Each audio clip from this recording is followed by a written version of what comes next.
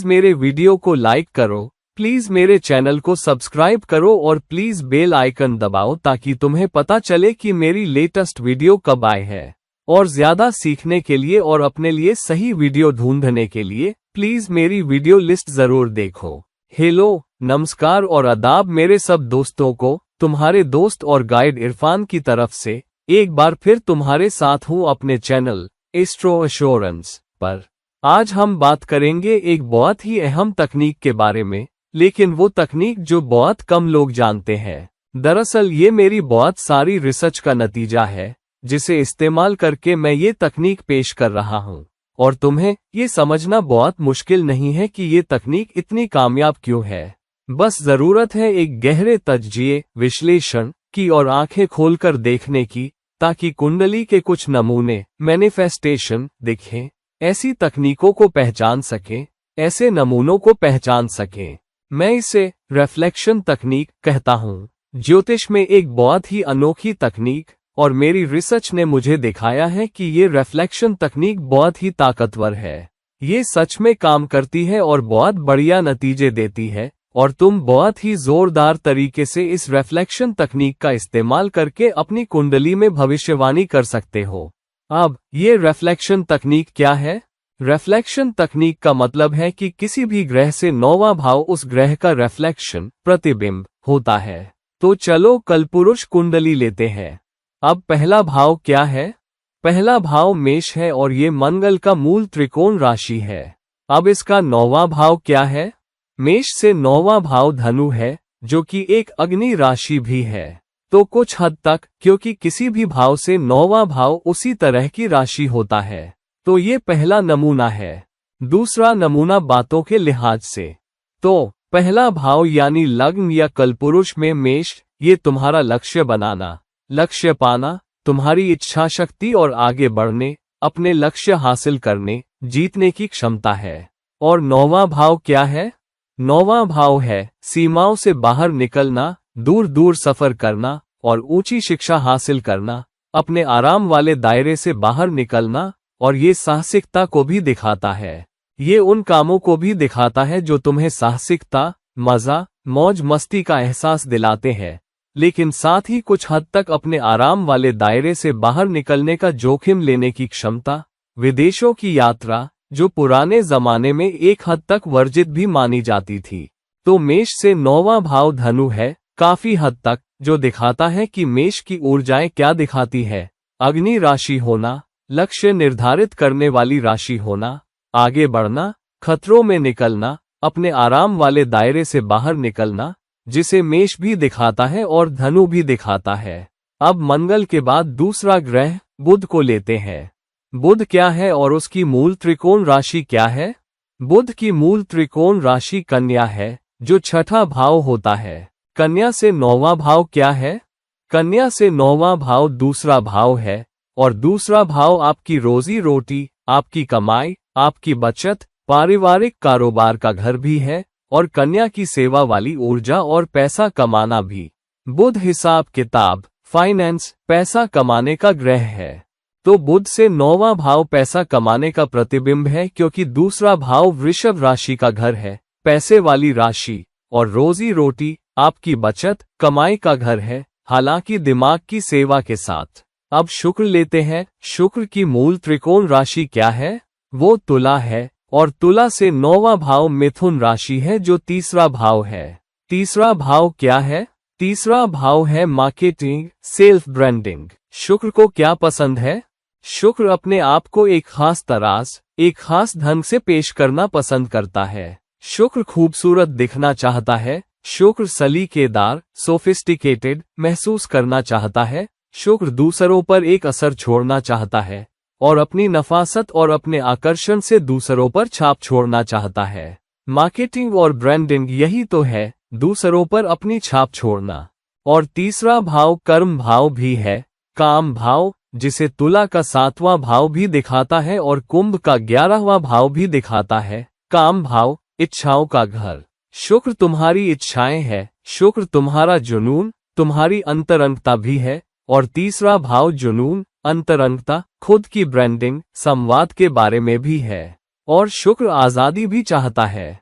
जिंदगी में सबसे ज्यादा आजादी किसे चाहिए? वो है किशोर, टीनेजर्स। किशोरों की सबसे बड़ी वैल्यू पैसा नहीं है, मजा नहीं है, बल्कि आजादी है, हर चीज करने की, जो चाहे करने की आजादी। तो वो खाना वही खाएं जो उन्हें पसंद है, सोना तब सोएं जब सोना चाहते हैं, सोना वहां सोएं जहां सोना चाहते हैं, जिसके साथ सोना चाहते हैं। तो हर चीज करने की आजादी एक किशोर की सबसे बड़ी वैल्यू है, और शुक्र वही ऊर्जा है। शुक्र अपनी आजादी पसंद करता है कि जो चाहे करे और अच्छी क्वालिटी से करे, और यही तीसरा भाव भी दिखाता है। आजादी, तुम्हारी ऊर्जा और खुद का उद्यम, किसी के अंडर नहीं रहना बल्कि अपने मालिक बनना। ये जो ड्रामा तुम पीछे सुन रहे हो, फिर से मेरी तरफ से माफी, वो कुत्ते की वजह से है। इवोक करती है और मैं उसे कंट्रोल नहीं कर पा रहा। जैसे ही मैं वीडियो कैमरा शुरू करता हूँ, उसे लगता है कि कुछ रोमांचक हो रहा है। वो मेरे आसपास है, मेरे चारों तरफ दौड़ रही है और कुछ कर रही है। तो प्लीज सारे ड्रामा को माफ कर दो। सारी मुश्किलें तुम इवोक करो, यहाँ मत आओ। आओ यहाँ आओ। तो ये रही वो मिस मोंगो, शरारत करने वाली। तो ड्रामा माफ करो। चलो हम अपने वीडियो पर, अपनी सीख पर ध्यान देते हैं। तो तीसरा भाव आकांक्षा का भी घर है, कर्म का, अंतरंगता का, आजादी की जरूरत का, खुद को मार्केट और ब्रांड करने की जरूरत का एक खास अंदाज में, और नतीजे पाने का, और प्रदर्शन, परफॉर्म करने की ऊर्जा का। तीसरा भाव अंतरंगता के कामों, इंटीमेसी एक्ट्स को करने की ऊर्जा भी है, जिसे शुक्र भी दिखाता है। फिर चलो चंद्र ग्रह पर आगे बढ़ते हैं। चंद्रमा की स्वामी वाली राशि कौन सी है? कर्क, जो चौथा भाव है। कलपुरुष कुंडली में चौथे भाव से 9वां भाव क्या है? चौथे भाव से 9वां भाव मीन राशि का 12वां भाव है। मीन तुम्हारी कल्पना है, मीन तुम्हारी रचनात्मकता है। चंद्रमा भी तुम्हारी कल्पना है, चंद्रमा तुम्हारी रचनात्मकता है, चंद्रमा तुम्हारी भावनाएं हैं। मीन भावुकता को दिखाता है, बल्कि उच्च स्तर की भावुकता, भावनाओं में बह जाना, ये भी मीन है। और चंद्रमा पोषण भी है और दूसरों के लिए कुछ त्याग करना भी है, उनके लिए जिनसे तुम प्यार करते हो और देखभाल करते हो। मीन हर चीज त्याग करके आध्यात्मिकता की तरफ बढ़ने के बारे में भी है, अगले स्तर पर जाने के लिए, और इस तरह एक मायने में मीन चंद्रमा की भावनाओं का प्रतिबिंब भी है। एक बात तुम देखोगे, तुम हमेशा देखोगे कि कलपुरुष कुंडली में इनमें से किसी भी राशि से 9वां भाव उसके लिए हानिकारक नहीं होगा। वो हमेशा एक ऐसी राशि होगी जहां उस ग्रह का स्वामी, जो 9वें भाव में हो, खासकर जो मूल त्रिकोण राशि हो, बहुत अच्छा करेगा। और इसलिए चंद्रमा मीन राशि में बहुत अच्छा करता है, मंगल धनु में बहुत अच्छा करता है, बुध वृषभ में बहुत अच्छा करता है, शुक्र मिथुन में बहुत अच्छा करता है। शुक्र कन्या में नीच का हो जाता है, लेकिन शुक्र मिथुन में बहुत अच्छा करता है, जो राशि एक काम भाव भी है, क्योंकि शुक्र की मूल त्रिकोण राशि तुला है, और मिथुन भी एक ऐसी ही राशि है, एक काम भाव, और इसलिए शुक्र मिथुन में बहुत अच्छा करता है, जो संवाद का ग्रह है, और शुक्र संवाद के जरिए दूसरों को प्रभावित करता है। शुक्र भाषा की सलीकेदारी, सोफिस्टिकेशन को भी दिखाता है। और इस तरह हर ग्रह अपने से 9वां, यानी अपनी मूल त्रिकोण राशि से 9वीं राशि में बहुत अच्छा करता है, बहुत सहज रहता है और तुम्हें बेमिसाल नतीजे देता है। इसी तरह चंद्रमा मीन राशि में बहुत अच्छा करता है।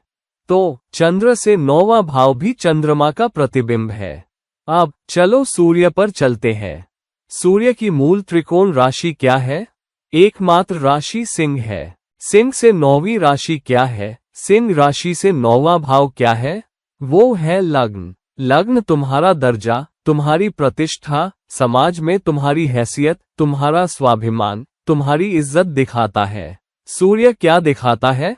सूर्य तुम्हारा गुरूर, तुम्हारी इज्जत, तुम्हारा स्वाभिमान, तुम्हारी प्रेरणा दिखाता है। और इस तरह कलपुरुष कुंडली में लग्न की ऊर्जाएं काफी हद तक सूर्य की ऊर्जाओं को दिखाती है, और इसलिए सूर्य अपने से 9वीं राशि में बहुत अच्छा करता है। दरअसल वो मेष राशि में लग्न में उच्च का होता है, और इस तरह ये रिफ्लेक्शन का एक बहुत ताकतवर नमूना है।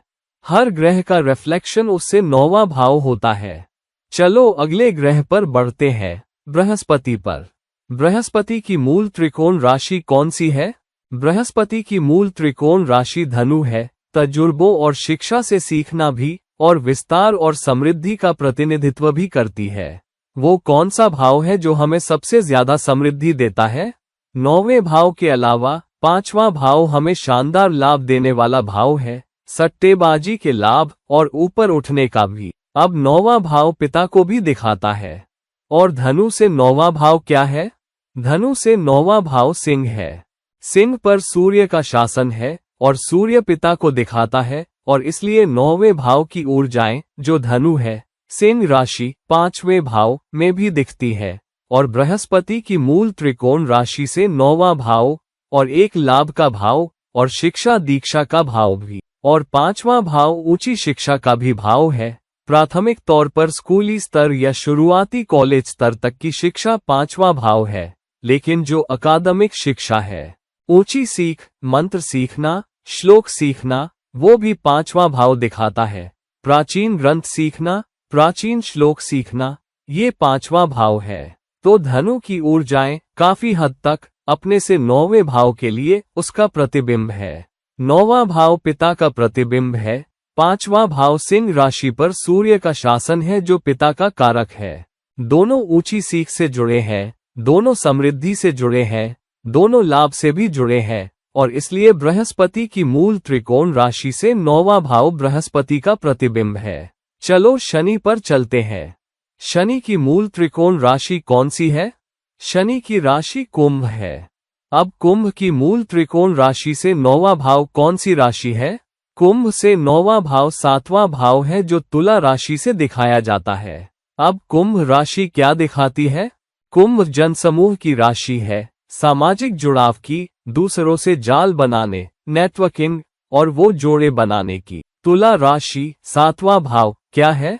ये रिश्ते के बारे में है, साझेदारी के बारे में है, लोगों के साथ काम करने की क्षमता के बारे में है, उन सब के बारे में है जिनसे तुम रोज मिलते हो।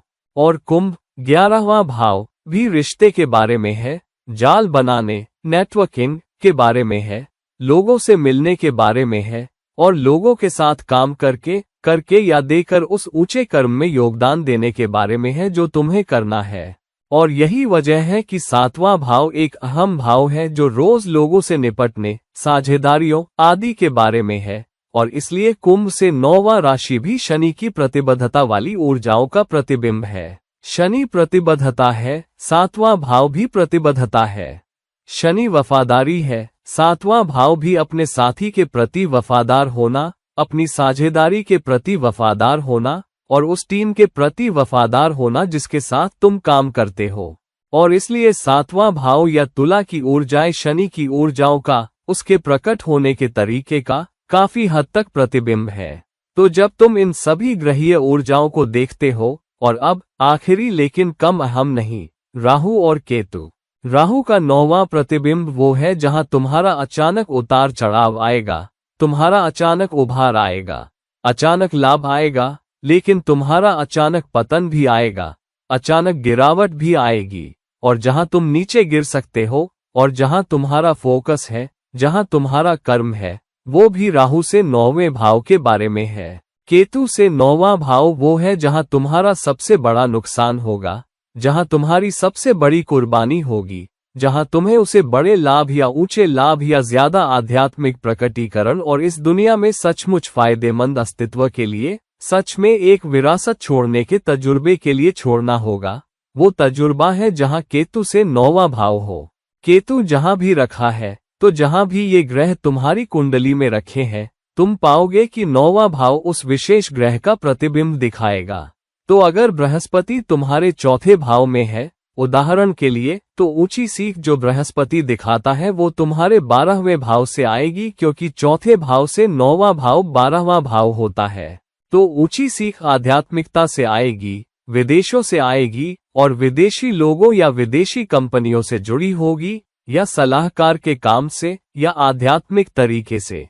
अगर 10वें भाव से 9वां भाव, उदाहरण के लिए, अगर शनि 10वें भाव में है, तो शनि से 9वां भाव क्या है? शनि से 9वां भाव 6ठा भाव है। छठा भाव सेवा है, जिसका मतलब है कि शनि का प्रतिबिंब सेवा है। इसका मतलब है कि तुम्हारा कर्म या तुम्हारा कर्तव्य सेवा करना है। अगर तुम्हारा मंगल भी 10वें भाव में है, उदाहरण के लिए, तो तुम्हारी ऊर्जा, तुम्हारा फोकस, तुम्हारी कोशिश सब छठे भाव में जाएगी, यानी तुम्हारी ऊर्जाओं का प्रतिबिंब। और तुम्हें इस तरह देखना चाहिए कि तुम्हारी कुंडली में ग्रहों की स्थिति का प्रतिबिंब क्या है। उदाहरण के लिए, अगर तुम्हारा सूर्य 8वें भाव में है, तो सूर्य क्या है? सूर्य तुम्हारा गुरूर है, सूर्य तुम्हारी इज्जत भी है। तो तुम्हारी इज्जत, तुम्हारा गुरूर 8वें भाव से 9वां भाव चौथा भाव होता है। तो तुम्हारी इज्जत, तुम्हारा गुरूर इस बात से आएगा कि तुम घरेलू मामलों को कैसे संभालते हो, अपने परिवार को कैसे संभालते हो, रियल एस्टेट को कैसे संभालते हो, ऊंची सीख का इस्तेमाल कैसे करते हो, जो चौथा भाव दिखाता है, और अपनी माँ के साथ कैसा व्यवहार करते हो, माँ के साथ तुम्हारे कैसे रिश्ते हैं। ये सब तब आएगा जब सूर्य 8वें भाव में हो। और यह कैसे प्रकट होता है, और इससे समाज में तुम्हारी प्रतिष्ठा भी बनेगी कि तुम अपने रोज के घरेलू मामलों को, अपनी माँ को, अपने निवेशों को, अपनी भौतिक संपत्तियों को कैसे संभालते हो। ये सब चौथा भाव दिखाता है। तो ये है रिफ्लेक्शन तकनीक। तुम्हारे ग्रह जहां भी हैं, उनसे 9वां भाव उस ग्रह का प्रतिबिंब होगा। और जहां ग्रह के लाभ, ग्रह के प्रकट होने के तरीके, तुम्हारा शुक्र जहां रखा है, और उससे 9वां भाव रिश्ते में लाभ होंगे, अंतरंगता में लाभ होंगे, भौतिक स्थिति में लाभ होंगे, कलात्मक क्षमता में लाभ होंगे, सिद्धांत और तुम्हारा अच्छा खाना, अच्छी जिंदगी, ये सब उस भाव को प्रकट करने या उसके जरिए कमाई करने या उसमें रखे जाने से आएंगे। बुध से 9वां भाव वो है जहां से पैसा आ रहा है, जहां पैसे का सबसे बड़ा स्रोत आ रहा है। हालांकि एक अहम बात यह है कि किसी भी भाव से 9वां भाव, तुम्हें ये भी देखना चाहिए कि उस भाव में क्या ग्रह है। तो उदाहरण के लिए, अगर सूर्य 8वें भाव में है, तो हमने कहा सूर्य से 9वां चौथा भाव है। तो तुम्हारा गुरूर, तुम्हारी इज्जत सब घरेलू मामलों से, तुम्हारे घरेलू जीवन को संभालने के तरीके से, अपनी माँ को संभालने से, परिवार के सदस्यों से रिश्तों से, अपनी भौतिक स्थितियों को संभालने से, तुम्हारे पास कैसा घर है, कैसी कार है, कैसी दौलत है, ये भी समाज में तुम्हारी इज्जत और प्रतिष्ठा को बढ़ाएगा। लेकिन मान लो बृहस्पति चौथे भाव में रखा है। अब बृहस्पति क्या है? बृहस्पति गुरु है, बृहस्पति सलाहकार, शिक्षक है। तो गुरूर या इज्जत या प्रतिष्ठा, समाज में हैसियत चौथे भाव से आएगी। लेकिन चौथे भाव में क्या रखा है? गुरु। तो गुरु से 9वां भाव क्या है? वो 12वां भाव है। तो वो व्यक्ति घर से बाहर काम करते हुए गुरु की तरह लोगों को सलाह देते हुए, या विदेशी अधिकारियों के लिए विशेषज्ञ बनते हुए। तो ये एक आईटी प्रोफेशनल हो सकता है जो घर से काम करता है और उसका काम वो घर से प्रोजेक्ट कर रहा है, या वो एक आध्यात्मिक गुरु है जिसका होम ऑफिस है, या वकील हो सकता है जिसका भी होम ऑफिस है और वो विदेशी कंपनियों को सलाह देता है, विदेशी क्लाइंट्स को सलाह देता है। वो, जैसे 12वां भाव पुलिस, सशस्त्र बलों का भी घर है, उन्हें सलाह देता है, अस्पतालों को सलाह देता है। वो एक आध्यात्मिक हीलर भी हो सकता है। वो हेल्थ केयर में एक्सपर्ट हो सकता है, कानूनी मामलों में एक्सपर्ट हो सकता है, विदेशी मामलों में एक्सपर्ट हो सकता है, क्योंकि बृहस्पति 9वें भाव में रखा है। तो सूर्य की इज्जत, तुम्हारी प्रतिष्ठा समाज में चौथे भाव से आएगी जहां बृहस्पति रखा है, और बृहस्पति तुम्हें करियर दे रहा है, घर से काम करना, और बहुराष्ट्रीय कंपनियों, विदेशी देशों, विदेशी ग्राहकों के लिए सलाहकार और गुरु बनना, या आध्यात्मिकता में घर से काम करने वाला आध्यात्मिक गुरु, या घर से काम करने वाला आईटी प्रोफेशनल, या दूसरों के लिए प्रोजेक्ट करना, या होम ऑफिस से काम करने वाला वकील। ये सारे प्रकटीकरण स्थिति के कारण आएंगे। तो हर भाव से 9वां भाव अहम है, उस भाव का प्रतिबिंब है। लेकिन अगर उस भाव में ग्रह है, तो उस भाव से लाभ कहां से आ रहे हैं? तो इन दोनों को जोड़कर देखना चाहिए कि आखिरी प्रकटीकरण कहां है। और डॉट के कनेक्शन के जरिए तुम देख पाओगे, तुम भविष्यवाणी कर पाओगे कि पैसा कहां से आ रहा है, कर्म कहां से आ रहा है, प्रमोशन, समृद्धि कहां से आ रही है, रिश्ते कहां से आ रहे हैं। ये सबके अच्छे नतीजे कहाँ से आ रहे हैं, या नुकसान, चुनौतियाँ, मुश्किलें और उथल पुथल कहाँ से आ रही है। तो मैं एक ऐसी कुंडली लेना चाहता हूँ जो बहुत ही दिलचस्प है। ये शख्स वो पैदा हुआ और लोगों को लगा कि ये शख्स महानता के लिए बना है, वो हमें बहुत अच्छे नतीजे देगा और ये शख्स बहुत अच्छा कर सकता है और उस परिवार की विरासत को आगे ले जाएगा। मैं एक भारतीय नेता, पॉलिटिशियन की बात कर रहा हूँ। एक बहुत ही अनिच्छुक, रिलक्टेंट नेता जो गांधी परिवार से आते हैं। गांधी परिवार एक ऐसा परिवार रहा है जो कम से कम पिछले 100 साल से जुड़ा हुआ है। नेहरू, जो समाज में बहुत अच्छी जगह पर थे, एक बहुत सम्मानित व्यक्ति थे। फिर उनके बेटे जवाहरलाल नेहरू, जो आजादी के सेनानी थे, भारत के पहले प्रधानमंत्री बने। बहुत सारी अच्छी चीजें, बाद IIT, IIM, सब जवाहरलाल नेहरू के नाम पर जानी जाती है। उसके बाद इंदिरा गांधी आई, जवाहरलाल नेहरू की बेटी, और वो भारत की प्रधानमंत्री बनी। उन्होंने पाकिस्तान के साथ बांग्लादेश की आज़ादी की लड़ाई लड़ी, बांग्लादेश को आज़ाद करवाया। वो सचमुच बहुत ऊंचे पायदान पर थी, लेकिन वो वही व्यक्ति थी जिन्होंने भारत में आपातकाल, इमरजेंसी लाया, लगभग तानाशाही शासन की तरह। लेकिन वो हारी, जेल भी गई, लेकिन वापस आई और फिर से भारत की प्रधानमंत्री बनी, लेकिन उनकी हत्या कर दी गई। और फिर उनके बेटे राजीव गांधी ने राजनीति की कमान संभाली, पारिवारिक मामला, पारिवारिक परंपरा या परिवार का करियर, व्यापार या सेवा का। और फिर राजीव गांधी की भी हत्या कर दी गई। और फिर 5वीं पीढ़ी तो मोतीलाल नेहरू, जवाहरलाल नेहरू, इंदिरा गांधी, राजीव गांधी। 5वीं पीढ़ी में राहुल गांधी है, जो जब पैदा हुए, क्योंकि 3 प्रधानमंत्री, उनसे पहले 3 प्रधानमंत्रियों की विरासत, उनके दादा, उनके परदादा, उनकी दादी और उनके पिता, तो ये भी देखा गया कि वो भी एक दिन प्रधानमंत्री बन सकते हैं या एक महान नेता बन सकते हैं।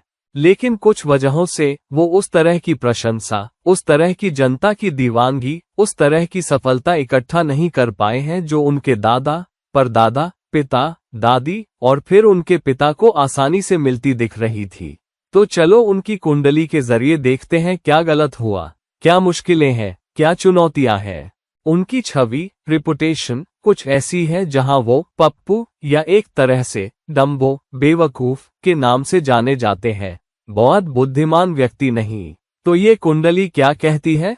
राहुल गांधी कौन से राज छिपा रहे हैं? चलो उनकी कुंडली के जरिए उस रिफ्लेक्शन तकनीक से खोलते हैं जिसके बारे में हमने अभी बात की। तो मैं वो कुंडली लाता हूं जो राहुल गांधी की सबसे मान्य कुंडली है, और उसमें कोई छिपा हुआ कुछ नहीं है क्योंकि वो बहुत ही सार्वजनिक व्यक्ति है।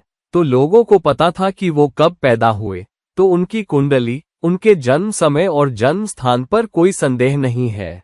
तो चलो राहुल गांधी की सार्वजनिक कुंडली लेते हैं और रिफ्लेक्शन तकनीक का इस्तेमाल करते हुए बात करते हैं कि ये क्या देखती है, वो कौन से राज छिपा रहे हैं, उनके लिए भविष्य क्या हो सकता है। और उस रिफ्लेक्शन का इस्तेमाल करते हुए कुछ बातें जो बहुत साफ दिखती हैं, लेकिन कुछ बातें जो बहुत साफ नहीं दिखती लेकिन भविष्य में सामने आएंगी। तो चलो राहुल गांधी की कुंडली लेते हैं और रिफ्लेक्शन तकनीक का इस्तेमाल करते हुए उस पर बात करते हैं। अब ये है राहुल गांधी की कुंडली। अब तुम देख सकते हो कि उनकी कुंडली मकर राशि की है, और मकर लग्न का मतलब है कि इसका स्वामी शनि है। उनका दूसरा भाव कुंभ राशि का है, जिसका स्वामी भी शनि है और उसमें राहु रखा है। शनि खुद चौथे भाव में मेष राशि में चला गया है, लेकिन अश्विनी नक्षत्र में नहीं जहां वो नीच का होता है, बल्कि भरणी नक्षत्र में है। तो वो असल में नीच का नहीं है, लेकिन निश्चित रूप से एक चुनौतीपूर्ण स्थिति में है, मुश्किल में है। अब बुध उनके छठे भाव और 9वें भाव दोनों का स्वामी है, वृषभ राशि, पैसे वाली राशि में और 5वें भाव में रखा है। चंद्रमा उनके 7वें भाव का स्वामी है और वृश्चिक राशि में रखा है, फिर से एक नीच की राशि में लेकिन नीच के करीब नहीं। और ज्येष्ठा नक्षत्र में 11वें भाव में जन समूह, इच्छाओं और शुभकामनाओं की पूर्ति का भाव। उनका शुक्र उनके 10वें भाव और 5वें भाव का भी स्वामी है, इसलिए शुक्र उनके लिए एक ताकतवर योगकारक है। और वो कर्क राशि में 7वें भाव में बहुत ही ताकतवर स्थिति में रखा है। राहु और केतु दूसरे और 8वें भाव की धुरी पर है। ये राहु केतु के लिए थोड़ी बेहतर स्थितियों में से एक है। बृहस्पति 10वें भाव में रखा है। बृहस्पति 12वें भाव और तीसरे भाव का भी स्वामी है, और बृहस्पति जो 8वें भाव का स्वामी है, 6ठे भाव में रखा है और बहुत ही आक्रामक मंगल के साथ, और मिथुन राशि में जो संवाद, ब्रांडिंग, मार्केटिंग, स्व उद्यम और सोशल मीडिया को दिखाती है। अब जब तुम उनकी कुंडली में किसी भी भाव से 9वां भाव देखते हो, अब उनका लग्न स्वामी शनि है और शनि कुंभ के दूसरे भाव का भी स्वामी है। हालांकि जब तुम सूर्य की स्थिति देखते हो, सूर्य जो नेतृत्व को दिखाता है, जो विरासत को दिखाता है, क्योंकि सूर्य 8वें भाव का भी स्वामी है और सूर्य नेतृत्व को भी दिखाता है, तो उनकी विरासत नेतृत्व रही है। और सूर्य का 9वां स्थान या सूर्य का प्रतिबिंब दूसरे भाव में है, क्योंकि सूर्य 6ठे भाव में रखा है और सूर्य से 9वां दूसरा भाव है। इसका मतलब है कि उन्हें अपने पारिवारिक कारोबार के तौर पर विरासत में सत्ता, नेतृत्व मिला, क्योंकि दूसरा भाव पारिवारिक विरासत, पारिवारिक कारोबार, पारिवारिक परंपराओं का भी घर है। और सूर्य का 9वां प्रतिबिंब दूसरा भाव होने के कारण उन्हें अपनी विरासत में, अपनी परंपरा में, परिवार की परंपरा में नेतृत्व, सत्ता, अधिकार मिला, क्योंकि शनि लग्न और दूसरे भाव दोनों का स्वामी है। हालांकि शनि 4थे भाव में मेष राशि, नीच की राशि में रखा है, हालांकि बिल्कुल नीच नहीं। 4थे भाव में शनि क्या दिखाता है? 4थे भाव में शनि दिखाता है कि माँ की तरफ से बहुत सख्त परवरिश थी, क्योंकि 4था भाव माँ को भी दिखाता है, और शनि वहां रखा होने का मतलब है कि उनके जीवन का शुरुआती हिस्सा सख्त नियम कानूनों और एक निश्चित परवरिश का प्रतिबिंब था, जैसी परवरिश उनकी माँ ने उन्हें दी। हालांकि 4थे भाव का स्वामी कहाँ रखा है? 4थे भाव का स्वामी मंगल है, जो 6ठे भाव में मिथुन राशि में रखा है, जिसका मतलब है कि माँ के साथ एक तरह का दुश्मनी वाला रिश्ता भी है, क्योंकि माँ की उनसे उम्मीदें हैं। माँ चाहती है कि वो परिवार की परंपरा में चले, परिवार की विरासत को आगे बढ़ाए, और उनके लक्ष्य नेतृत्व होने चाहिए, क्योंकि मंगल सूर्य के साथ 6ठे भाव में रखा है। हालांकि राहुल गांधी उस दबाव को नापसंद करते हैं और वो पीछे हटते हैं, पुश बैक करते हैं, और उनकी मां के बीच आक्रामक संवाद होता है, क्योंकि मंगल जो 4थे भाव का स्वामी है, मिथुन, संवाद की राशि में रखा है। लेकिन ये भी दिखाता है कि 8वें भाव के स्वामी सूर्य के 6ठे भाव, दुर्घटनाओं, अचानक घटनाओं का भाव में रखे जाने के कारण उन्होंने अपने पिता को दुश्मनों की आक्रामकता के कारण खोया, जिसे मंगल दिखाता है, और केतु के 8वें भाव में होने से उन्होंने कम उम्र में अपने पिता को खोया। तो वो दूसरी चीज है जो उन्हें विरासत में मिली। बहुत छोटी उम्र में उन्होंने अपने पिता को भी खोया, आक्रामकता के कारण। तो आक्रामकता उनकी जिंदगी की पहचान रही है। वो एक बच्चा था जब उसने अपनी दादी को खोया, वो किशोर था जब उसने अपने पिता को खोया, और उसकी माँ से आक्रामक उम्मीदों का एक आक्रामक रिश्ता है, और इसलिए उसकी और उसकी माँ के बीच एक खिंचाव, टग ऑफ वार है, आक्रामकता है, आक्रामक संवाद है, दोनों तरफ से पीछे हटना, पुश बैक है। माँ चाहती है कि वो पारिवारिक परंपरा को आगे बढ़ाए, और वो पीछे हटता है क्योंकि उसे नहीं लगता कि ये उसका कर्म है। शनि का कर्म, जो शनि से 9वां है, वो 12वें भाव में है, क्योंकि शनि से 9वां भाव, जहां शनि रखा है, धनु राशि का 12वां भाव है। तो शनि से 9वां भाव शनि का प्रतिबिंब होने के कारण 12वां भाव वह है जहां उसका कर्म है, और इसलिए वो शायद ही देश में रहता है। वो हमेशा देश से बाहर उड़ान भरता रहता है, और अधिकतर समय वो दूर रहता है, और वहीं उसका कर्म है, वहीं वो काम कर रहा है। और अपने घरेलू माहौल में जो 4था भाव दिखाता है, उसका कर्म शनि द्वारा दिखाया गया एक नीच राशि में है, जिसका मतलब है कि घर पर उसका कर्म बहुत अच्छा वादा नहीं दिखाता, क्योंकि उसकी माँ की उम्मीदों, माँ के दबावों के कारण वो उसे निभा रहा है। उसका 12वां भाव का स्वामी कहाँ रखा है? 12वें के स्वामी बृहस्पति भी 10वें भाव में है, जिसका मतलब है कि उसका करियर, उसका कर्म सब विदेशी धरती पर है और एक रिश्ते से जुड़ा हुआ है, क्योंकि बृहस्पति तुला, रिश्तों की राशि में है और उसकी तुला का स्वामी कहाँ है? शुक्र 7वें भाव रिश्ते के भाव में रखा है। तो कोई रिश्ता विदेश में है जो छिपा हुआ है, जो उसके करियर, उसके काम, उसके कर्म से भी जुड़ा है, जो उसे देश से बाहर ले जाता है और उसका फोकस कहीं और है, उसकी ऊर्जाएं या उसका कर्म कहीं और है, उसका जुनून या उसकी अंतरंगता कहीं और है, जो देश से बाहर है। अब 11वां भाव जो जनता का समर्थन, मास फॉलोइंग, जनता की प्रशंसा दिखाता है, उस पर मंगल का शासन है, जिसे मां चाहती है कि वो अपनाए और अपनी आकांक्षाओं को पूरा करने के लिए इस्तेमाल करे, क्योंकि 11वां भाव आकांक्षाओं और इच्छाओं की पूर्ति का घर है और चंद्रमा 11वें भाव में रखा है। हालांकि चंद्रमा किस भाव का स्वामी है? चंद्रमा 7वें भाव का स्वामी है, जिसका मतलब है कि मां प्रभाव डालेगी कि वो रोज लोगों से कैसे पेश आता है, समाज से कैसे जुड़ता है और उसकी कैसी आकांक्षाएं हैं। हालांकि चंद्रमा का वृश्चिक राशि में होना बताता है कि मां का उस पर प्रभाव बहुत ज्यादा नहीं है और मां के साथ कुछ चुनौतियां हैं जो बहुत सार्वजनिक नहीं है, जो उजागर नहीं है, जो बाहर नहीं आ रही है, लेकिन निश्चित रूप से यहाँ एक खिंचाव चल रहा है। चलो देखते हैं चंद्रमा से 9वां भाव कौन सा है। इसका मतलब है कि जबकि उसका चंद्रमा 11वें भाव में है, जिसका मतलब है कि वो समाज और जनसमूह से जुड़ना पसंद करता है और अपने नेटवर्क का इस्तेमाल करता है, तो उसका दिमाग निश्चित रूप से वहां है। वो सोचता है कि वो इस बारे में रचनात्मक है। लेकिन चंद्र से 9वां 7वां भाव है, तो चंद्रमा 7वें भाव का स्वामी है और चंद्रमा से 9वां 7वां भाव है, जिसका मतलब है कि दिमाग का प्रतिबिंब, भावना का प्रतिबिंब, सोच का प्रतिबिंब 7वें भाव से आता है। लेकिन 7वां भाव रिश्ते का घर है और तुम्हारे पास वहां शुक्र रखा है, जिसका मतलब है कि उसका अपना फोकस, उसका अपना भावनात्मक जुड़ाव, उसका अपना भावनात्मक पोषण, उसका अपना भावनात्मक सहारा रिश्ते से आता है। शुक्र वहां रखा है, जिसका मतलब है कि उसकी जिंदगी में कोई है, कोई औरत है जो उसका पोषण करती है, उसकी देखभाल करती है, और वो व्यक्ति, वो औरत उसकी जिंदगी में उसकी मां नहीं है, वो कोई और है। और शुक्र 10वें भाव और 5वें भाव का स्वामी है, जिसका मतलब है कि शुक्र रोमांस के 5वें भाव का स्वामी है और 7वें भाव में रखा है, जिसका मतलब है कि उसका एक रोमांटिक संबंध, लाइजन है, जिसके साथ वो लंबे समय के रिश्ते में है। वो शुक्र की राशि में रखा है और बृहस्पति 12वें भाव का स्वामी है, जिसका मतलब है कि उसकी जिंदगी में एक निश्चित चीज छिपी हुई है।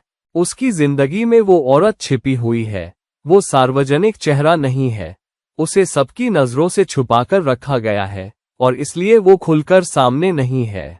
लेकिन उसका भावनात्मक फोकस चंद्रमा से 9वां निश्चित रूप से एक रिश्ता है और एक खास रिश्ता, और ये उसके लिए बहुत फायदेमंद है।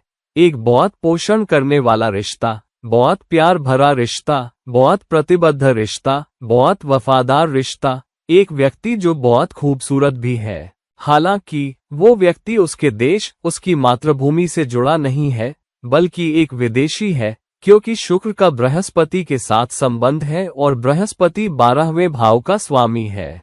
अब शुक्र से 9वां भाव क्या है? शुक्र से 9वां भाव मीन राशि भी है और इसलिए उसे जो अंतरंगता मिल रही है, जो रिश्ता मिल रहा है, जो प्रतिबद्ध रिश्ता जिसमें वो है, वो शुक्र से 9वें मीन राशि से आता है। मीन राशि का स्वामी भी बृहस्पति है, जो 12वें भाव का भी स्वामी है और मीन राशि 12वां भाव है, और इसलिए उसकी अंतरंगता, उसका जुनून, उसका रिश्ता, उसका प्रतिबद्ध वफादार रिश्ता, जो एक रोमांटिक रिश्ता भी है, सब एक विदेशी संबंध से आता है। और यही वजह है कि वो बार बार देश से बाहर उड़ान भरता है। वो लगातार विदेश जाता है किसी ऐसे व्यक्ति के साथ रहने जिसके साथ उसका लंबे समय का रिश्ता है, लेकिन जो छिपा हुआ रिश्ता है। ये भी ताकतवर तरीके से दिखता है क्योंकि राहु दूसरे भाव, परिवार का भाव में है। अब बृहस्पति का प्रतिबिंब क्या है? बृहस्पति का प्रतिबिंब बृहस्पति से 9वां भाव है। बृहस्पति से 9वां भाव 6ठा भाव है, तो इसका मतलब है कि उसके लिए ऊंची सीख सेवा से, दूसरों की सेवा करने से आएगी, और केवल दूसरों की सेवा करने से, संवाद के जरिए, सोशल मीडिया के जरिए, जिसे मिथुन राशि दिखाती है, उसकी ऊंची सीख आएगी। लेकिन बृहस्पति से 9वें भाव में सूर्य है और सूर्य 8वें भाव का स्वामी है और सूर्य पिता को भी दिखाता है, तो उसकी ऊंची सीख तब आए जब पिता पर दुखद घटना घटी, क्योंकि मंगल सूर्य के साथ रखा है और सूर्य 8वें भाव का स्वामी है और मंगल के साथ खेलता है, जिसका मतलब है पिता के लिए एक दुखद घटना में, क्योंकि केतु भी सिंह राशि में रखा है जो 5वां भाव है और जिसका स्वामी सूर्य है, और इसलिए इसका मतलब है कि पिता के लिए किसी दुखद घटना के कारण, पिता के प्रति कोई गंभीर आक्रामक दुखद घटना और पिता की मृत्यु के कारण, क्योंकि केतु सिंह राशि में है, उसकी ऊंची सीख आएगी। वो बहुत समझदार वाइज व्यक्ति बन जाएगा। लेकिन ये क्या करता है, क्योंकि बृहस्पति 10वें भाव में है और उसकी ऊंची सीख अपने पिता को खोने से आती है और अपनी दादी को एक और दुखद घटना में खोने से, जहां उसके अपने सुरक्षा गार्ड ने उसे गोली मार दी थी। तो ये व्यक्ति अपने करियर को देखने के तरीके में बहुत समझदार है। ये व्यक्ति खासकर क्योंकि बृहस्पति तुला राशि में वक्री रेट्रोग्रेड भी है, जिसका मतलब है कि वो अपने रिश्ते में बहुत समझदार है, और बृहस्पति 4थे भाव को देखता है, जिसका मतलब है कि वो सचमुच अपने रिश्ते को महत्व देता है, और क्योंकि वो अपने रिश्ते को महत्व देता है, इसलिए वो अपने करियर में भी काफी समझदार है। आमतौर पर बृहस्पति कई भावों में अच्छा करता है, लेकिन बृहस्पति सबसे अच्छा ग्रह नहीं है, खासकर अगर वो करियर के 10वें भाव में वक्री हो, क्योंकि ये व्यक्ति बृहस्पति यहाँ बहुत ताकतवर है, जिसका मतलब है कि व्यक्ति जानता है कि रिश्ते को कैसे संभालना है, साझेदारी को कैसे संभालना है, फिर भी बहुत समझदार है, ये जानते हुए कि वो आपाधापी रैट रेस में नहीं पड़ना चाहता। वो अपने करियर के शीर्ष पर पहुंचने की इस दौड़ में नहीं पड़ना चाहता। रिश्ते उसके लिए ज्यादा अहम है। हालांकि उसके लिए चुनौती ये है कि शनि 4थे भाव में रखा है। 4था भाव माँ का भी घर है और 4थे भाव का स्वामी मंगल 6ठे भाव में जाता है। उसकी माँ के साथ एक खिंचाव है और शनि 4थे भाव में रखा है, जबकि वो परिवार के दूसरे भाव का स्वामी है, जिसका मतलब है कि परिवार की विरासत, परिवार का कारोबार, तो माँ उसके साथ एक तरह से जुड़ रही है, जिसका मतलब है कि माँ उसे एक खास तरीके से प्रभावित करती है और ऊंची सीख और उसे कैसा व्यवहार करना चाहिए और अपने करियर को कैसे संभालना चाहिए, सब माँ के नियमों से प्रभावित हो रहा है। माँ उस पर दबाव डालती है कि कैसे व्यवहार करना है और कैसे काम करना है, जिसका वो मुकाबला कर रहा है, क्योंकि शनि और बृहस्पति एक दूसरे को देखते हैं, म्यूचुअल एस्पेक्ट, और इसलिए माँ 6ठे भाव दुश्मनों प्रतिकूल राशि में चली गई है। तो उसकी और उसकी माँ के बीच गर्मागर्म संवाद है, उसकी और उसकी माँ के बीच आक्रामकता है, उसकी माँ के साथ बहस हो सकती है। माँ चाहती है कि वो एक खास तरीके से व्यवहार करे, माँ चाहती है कि वो एक खास ढंग से खुद को पेश करे, पार्टी के दूसरे नेताओं से एक खास तरीके से निपटे, और वो उसे पीछे धकेल रहा है। माँ उसे पारिवारिक विरासत में धकेलने की कोशिश कर रही है, लेकिन वो अपनी पारिवारिक विरासत को आगे नहीं बढ़ाना चाहता। वो लगभग हार मान रहा है। वो इतना समझदार है कि आपाधापी में नहीं फंसना चाहता, और एक वजह ये भी है कि वो आपाधापी का हिस्सा नहीं बनना चाहता, क्योंकि बृहस्पति से 9वां सूर्य है। सूर्य से 9वां क्या है? सूर्य से 9वां परिवार का दूसरा भाव है। तो सूर्य, जिसका मतलब नेतृत्व और पिता, परिवार के कारोबार, परिवार की परंपरा, पारिवारिक मूल्यों के दूसरे भाव से जुड़ रहा है, और पारिवारिक मूल्यों, पारिवारिक परंपराओं के दूसरे भाव का स्वामी माँ के 4थे भाव में जाता है, और इसलिए माँ चाहती है कि वो पिता द्वारा दिखाई गई पारिवारिक परंपरा को आगे बढ़ाए, और इसलिए वो एक मजबूत विरासत के साथ पैदा हुआ, पारिवारिक विरासत, और उसे वो विरासत मिली। तो माँ चाहती है कि वो पारिवारिक कारोबार, राजनीति में शामिल होने की पारिवारिक विरासत को आगे बढ़ाए। और राहुल ये दिखाता है कि उसकी और उसकी माँ के बीच ये खिंचाव छिपा है, सार्वजनिक आंखों में नहीं है। लेकिन क्योंकि राहु दूसरे भाव में रखा है, इसका मतलब ये भी है कि उसकी कमाई, उसकी रोजी रोटी विदेशी धरती से जुड़ रही है, न कि पारिवारिक विरासत से। हालांकि वो चांदी का चम्मच लेकर पैदा हुआ था और उसकी अधिकतर आमदनी, उसकी दौलत पारिवारिक विरासत से आती है, फिर भी वो खुद पारिवारिक विरासत में दिलचस्पी नहीं रखता।